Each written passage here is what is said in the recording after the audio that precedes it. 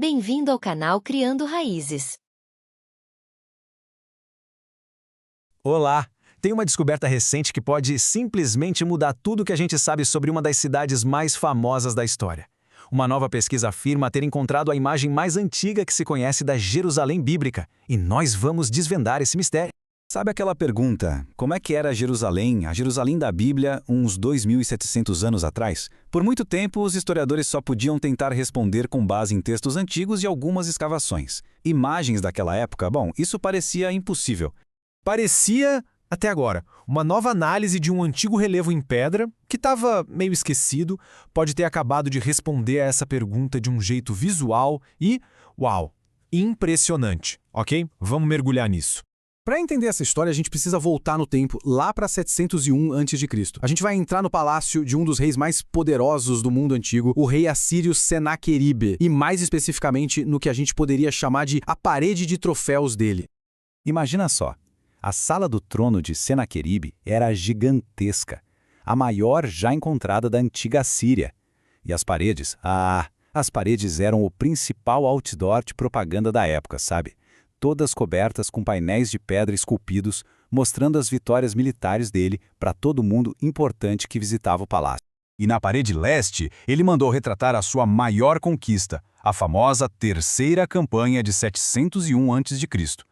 Agora, uma coisa trágica é que esses relevos foram destruídos pelo ISIS, mas por uma sorte imensa, eles tinham sido desenhados em detalhes por arqueólogos no século XIX, e é por isso que essa história pode ser contada hoje.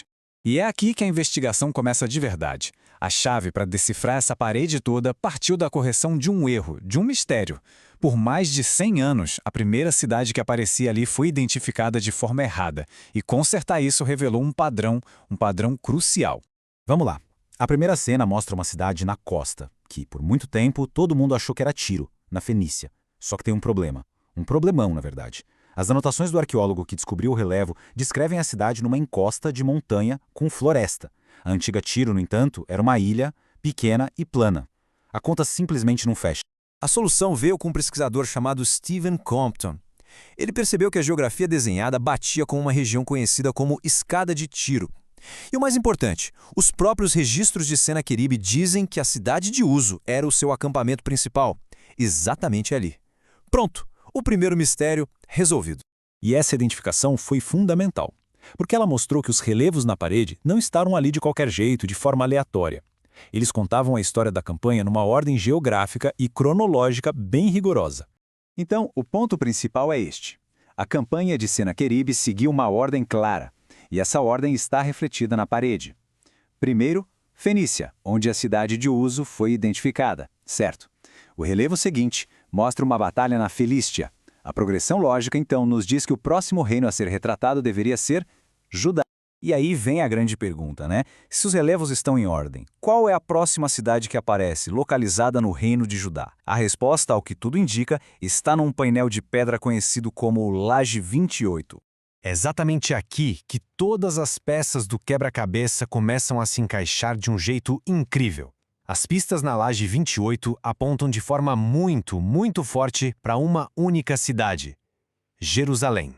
A imagem na Laje 28 é extraordinária e totalmente diferente de qualquer outra arte de conquista dos assírios. A cidade não está sendo queimada nem saqueada. Pelo contrário, o exército assírio está indo embora, deixando a cidade intacta.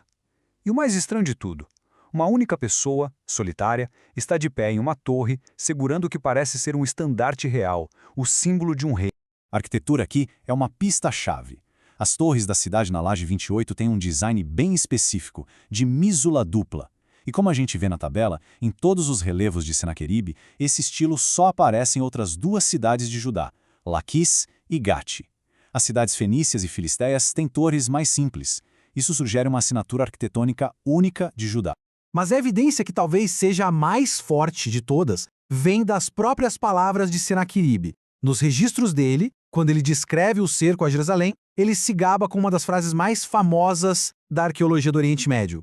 Ele diz: prendi Ezequias em sua cidade, Jerusalém, como um pássaro na gaiola.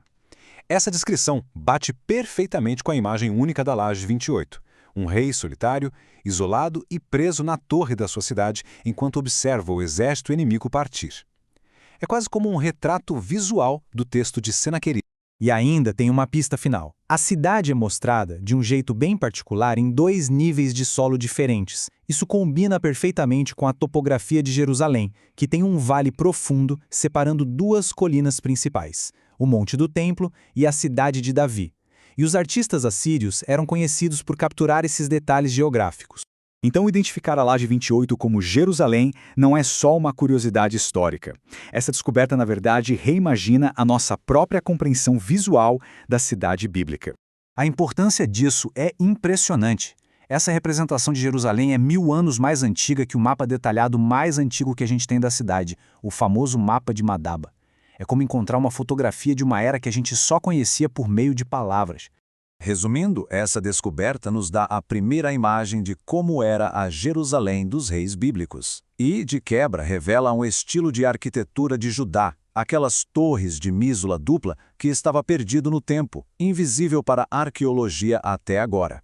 E tudo isso deixa a gente com uma pergunta no ar, né? Se uma imagem tão importante de Jerusalém pode ficar escondida bem ali, à vista de todos por séculos, que outros segredos as pedras antigas ainda guardam, esperando para serem descobertos? Deixe seu like, comente, compartilhe e inscreva-se no canal.